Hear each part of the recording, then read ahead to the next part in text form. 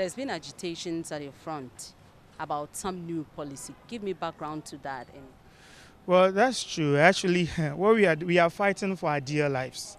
I mean, there's this policy that, if implemented, will put all of us out of business. I mean, all of us. When I say all of us, are the tanker drivers, the LPG marketers, those who operate the LPG dispensing outlets. It will put all of us out of business. So the agitations you see going on, we are fighting for dear life. Because if our businesses are collapsed, we just can't, exist. okay. So give me details. What does this policy entail? Well, you see, for over 30 years now, Ghanaians have been served. Ghanaians who use LPG have been served through the dispensing outlets, where what you call the gas filling stations. And the government intended to expand the coverage of LPG users, and ensure that the delivery is done in a safe manner. Well, when we heard it, we thought it was good news because that's the business we do. We serve Ghanaians with LPG gas. And in fact, we have been over the years trying to expand our coverage. So we thought, if that is the idea, that is the object of the policy, then we are in good business because we are going to be the implementers of the policy. Then we come to realize that the policy is not going to be implemented through our operations, but rather there's going to be a separate business where gas bottling plants are set up and cylinders will be taken there to be filled, meaning that users of LPG will no longer patronize our outlets. And that is why we thought, listen, we were of the view that if the object of the policy was to ensure that majority of Ghanaians get to use LPG, we are the best people for the policy to be implemented through us because we are in operation. We've been serving Ghanaians for over 30 years. But to bring a new business to phase out our business, it is a serious matter. That is why we are fighting for our dear life. That is the reason for the agitations. Okay, so you think portions of this policy are not fair to you. As much as they are not fair to you, there are aspects of it that may pose risk to the consuming public. You see, it is the entire policy where it's not favorable to us. Because one, you are putting us out of business. Two, the policy seeks to do what we are doing. So why don't you help us do it?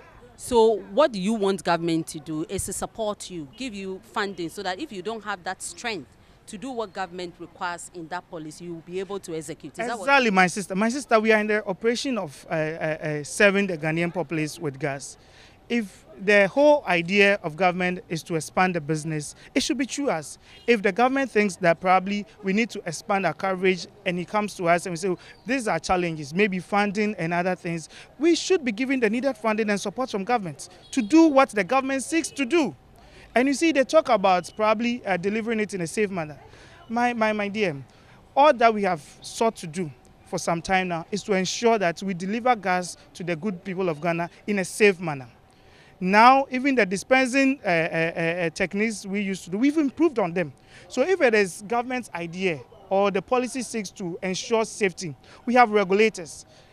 Just give us the policy guidelines, just give us the training, just make sure we adhere to these policies. And you see, it's man management. It is not as if those who operate the bottling plants that they seek to implement, if you don't give them good training, you could avoid explosions. And it's not as if even the bottling plants are explosive free. You see, it is even more dangerous because we would have a situation where at a point we could have over 6,000 cylinders at a bottling plant. Should there be any explanation, the consequence, any explosion, the consequences will be there because it means that it will sweep through over 6,000 cylinders. And you know how the cylinders, when they are on fire, they could just be spreading around all over the place. So we are even saying that even in terms of safety, the current operation is safer. Because you see, we live in the communities with the people. They wouldn't have to transport their cylinders over long distances. Some of them even do walk in and buy. And you see, these cylinders will come in specialized form. So if it is, let's say, 80 cedis container that you will get, if you don't have that 80 cedis, you won't be given because they will not fill. But some of us, you come to a filling station with even 5 cedis, you will get reserved. So that is why we are saying that, listen, if indeed the objective is to expand the coverage of LPG users, we are the best people. And this whole idea of bringing bottling plants and giving people license to set up bottling plants should not be encouraged. Do we have this system in any African country running now? You see, they claim that system somewhere that they seek to emulate. But you see, you don't pick a system from somewhere and just impose it. You need to study your system. You need to look at the circumstances of the situation and see how best you could dovetail it, and even incorporate the current operators in order to achieve that. So we are of the view that if we look at the policy, its objectives, we are the best people to help government achieve the objectives. But I have heard somewhere also that government is doing all this implementation thing to be able to access some fund. How true is that? Some loan or facility? How true is that? Well, we are not oblivious of that fact at all. But we are just hopeful that government will act in good faith with us. If the whole idea is to access some fund sitting somewhere, it is only fair to put us in the know of it. That listen, this is what we want to do. How do you help us achieve that? We will gladly do that. But if you probably ostensibly come to tell us that you seek to do A and B using this implementation when it is not, then that is why our members would be up in arms with government.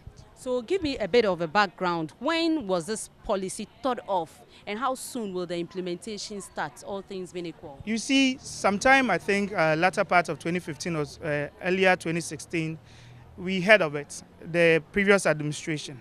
When we heard of it, we expressed our grievances and our concerns. And as far as we know, the policy was shelved because we were of the view that we were listened to. So we went to sleep finding ways to improve our businesses, because these days it's a headache. To get one outlet, you need over 700,000 Ghana cedis. So we were still talking to banks, financiers to help us improve our operations and expand. Then we hear again that the new administration wants to implement the policy. But this time they try to invite us as if we are stakeholders and inviting us to committees and all that. But we realized that our concerns were not being addressed. So we pulled out of... You mean at the stakeholder meetings? Yes, we realized that anytime we go for the meetings, our concerns, our grievances, we are not giving ear. So what we did was, listen, we need to advise ourselves. Just as the previous government listened to us, these people have to listen to us. Because you see, as we speak right now, we employ over 8,000 people. We have over 700 outlets in the entire nation.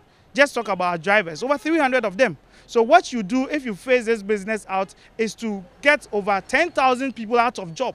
Consider the economic consequences. So all that we are saying is that this particular policy will bring doom. It's a disaster in waiting. And if there is anything government has to do, it has to involve us. If government wants to expand the operations of LPG distributors, come to us. Let us sit down. Let us discuss how best you can improve upon our operation, and not to take us out of business. Are you sure it's not because you are not open to the policy, and that's why government is kind of leaving you out of it? It can't be the case, because we as business people always want to expand and improve on our operations.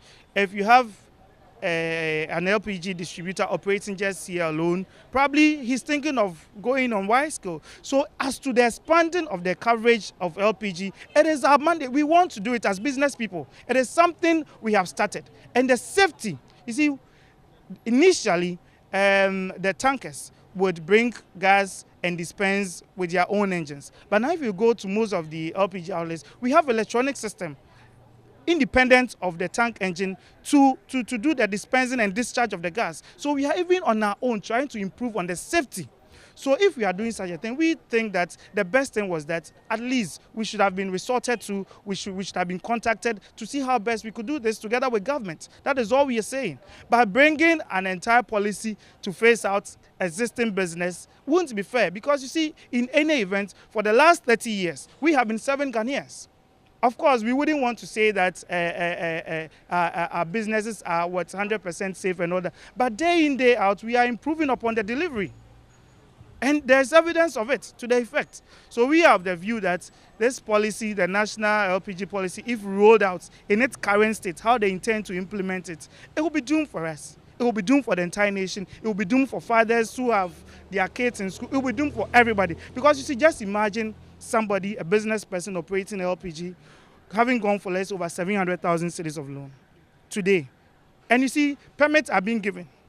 So you get a permit today, get over 700,000 Ghana cedis from, let's say, a bank, put it in the soil. start operating. Unless it's September, October, this policy is rolled out. What do you do? How do you pay back the banks? Recoveries even for the banks will be a big problem. So you see, we need to really look at it and be circumspect about everything. That is why we think that we should just let the good people of Ghana know our situation, know the current circumstances. Because in any event, the sovereign will of the people will always prevail. Okay. So what is your next line of action? What's your last resort? Because it looks like government has not listened to you. What's your next line of action? We wouldn't want to be conclusive on the fact that government hasn't listened to us. We have diverse ways of approaching this. As we speak, we are still in talks. We've been invited to some quarters and discussions are ongoing. We are of the view that there are so many ways in killing a cat. And so we've come to present our case to Ghanaians whilst we pursue other means as well. So we can't be conclusive that government has not listened to us. We believe that this government prides itself to be listening and having the interests of Ghanaians at heart. So we believe at the end of the day, they will sit back and take a decision which will be in the best interest of Ghanaians, and particularly that for the dispensing stations to be phased out. I don't think it will augur well for government. Is there hope for you? Well, we believe in the fact that the current administration, this government, prides itself with having the interests of Ghanaians at heart. And we are Ghanaians.